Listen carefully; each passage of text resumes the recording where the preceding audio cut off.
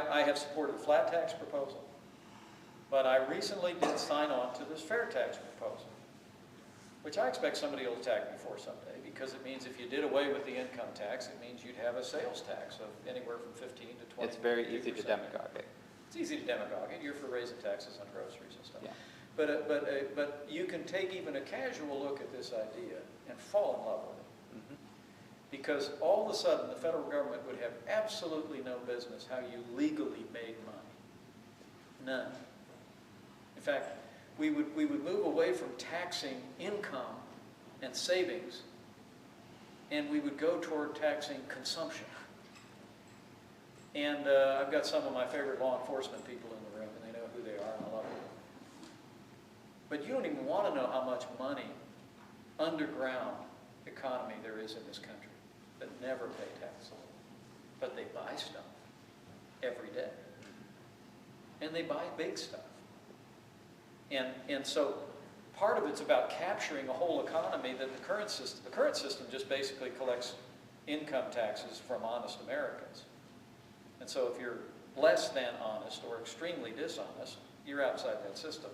And maybe they'll catch you, maybe they won't. The fair tax basically catches everybody because, you know, you got to eat.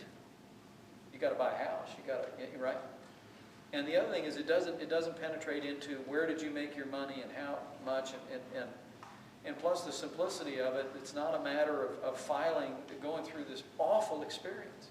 In a free society, the fact that we march 100 million Americans into tax preparers every year and make them pay a couple of $100 for the privilege of filing all these papers with the federal, it's just crazy. Whereas, how about a system where I just go about my business, I earn an honest living. I'm not saying dishonest living.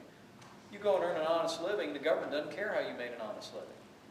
Because at the point of sale, you're paying your sales tax. Now you go, well, wait a minute, what about that family that makes less than $35,000 a year? Well, part of this system, which was first proposed by Dick Lugar in 1996, part of this system is every quarter, every American, every consuming American out there gets a rebate from the government for an amount equal to their rebate of their first $35,000 in purchases. So you pay no sales tax on your first $35,000 in purchases if you're a married couple with one dependent. So for most Americans, it would represent a huge tax cut, much more disposable income, and you don't walk around all year wondering, am I a law-abiding citizen? Am I actually paying the taxes I'm supposed to pay, or is the government, you know? So, but I think there's got to be, I'm back to the Tea Party thing, there's got to be some major national movement driven principally by, in my opinion, by the principles of freedom.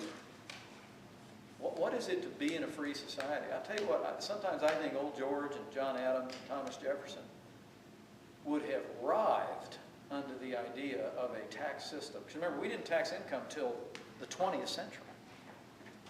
Well, all of our taxes were consumption taxes before then. All of them. But I think the founders of this country would have gone, you want me to fill out a form and tell you what? I think George Washington probably would have fixed bayonets if somebody said, I want to know how all the income that came into Mount Vernon, who you did business with, and what contract. He would have gone, get my gun.